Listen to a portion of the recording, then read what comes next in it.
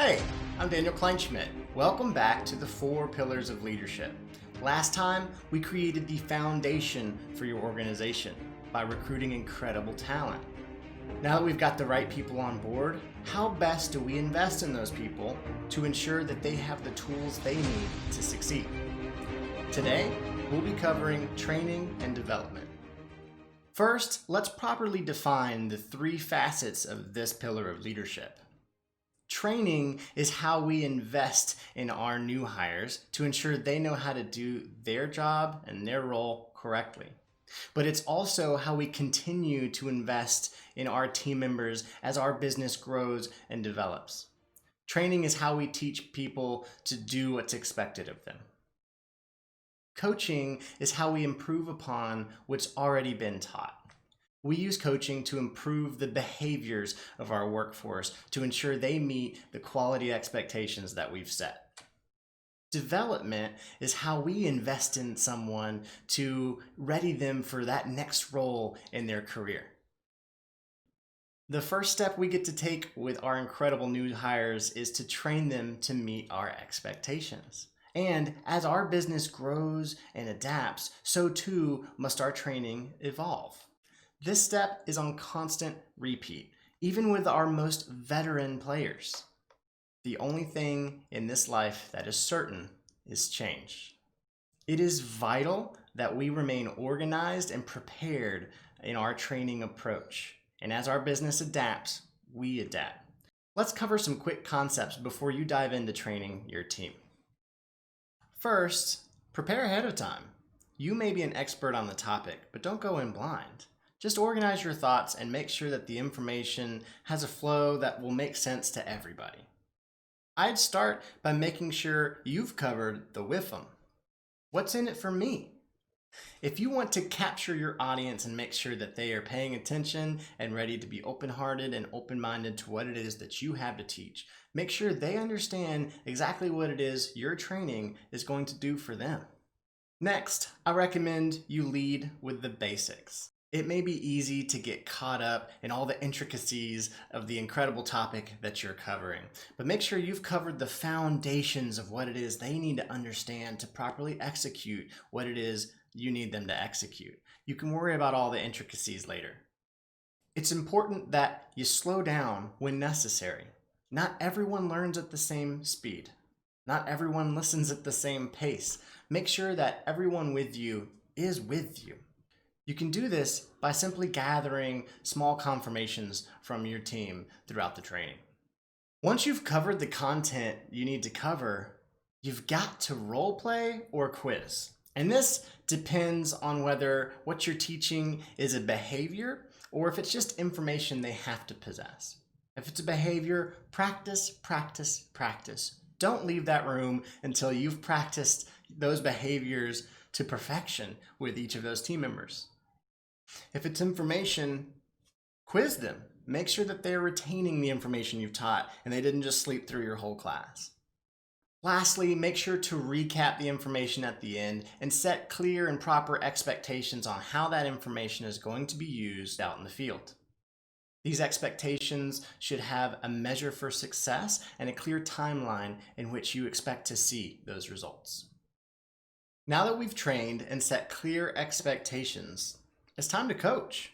Remember, coaching is a way for us to improve upon what's already been taught. It's also one of our first steps in accountability, but we'll talk about that in another video. There is an art to coaching. We have to speak in a way that is received by the person we're talking to. Remember, all of life is about perception. It rarely matters what we intend. It only ever matters how our intentions are perceived by others. So it's important to be tactful in our approach in all things, especially with coaching. Your instinct may be to say, "That's wrong. I taught you better than that." But that's not going to be well received. Instead, approach these conversations tactfully and keep these few tips in mind. First, define the purpose for the conversation. Hey, I pulled you aside because I noticed something that I can help you with that's going to improve your life here. Second, clearly define the WIFM. What is in it for the person you're talking to? Why should they care about what it is you're about to discuss with them? Next, highlight some positives. Pick one or two things that you saw that you really liked about that situation that you're about to talk about. Don't just make it a beatdown fest. Nothing makes someone clam up more and close their heart more than feeling like they're being attacked. Next, don't come out and tell them exactly what you saw or what you'd like them to improve upon. Instead, what's way more powerful is to ask them to self-reflect on the situation they were just in. Ask them, how do you feel that went, and what do you think you could have improved upon? Then you just help guide them through that thought process. Don't tell them exactly what you saw, but if they're not finding the point you want them to find, then help give them a few hints, give them a few clues to find it on their own.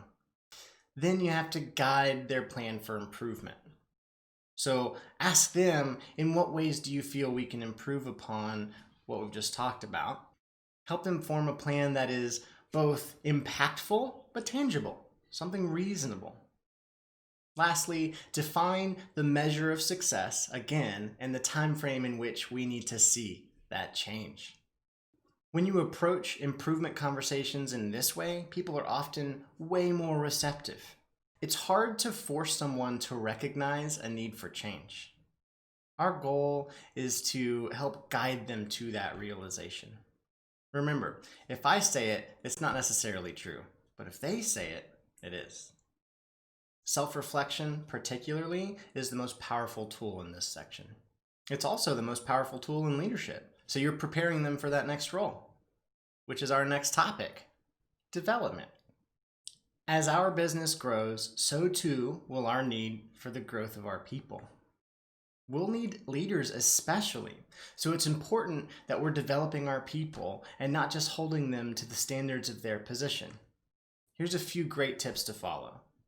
Never be afraid to ask for more, even from your top performers, especially from your top performers.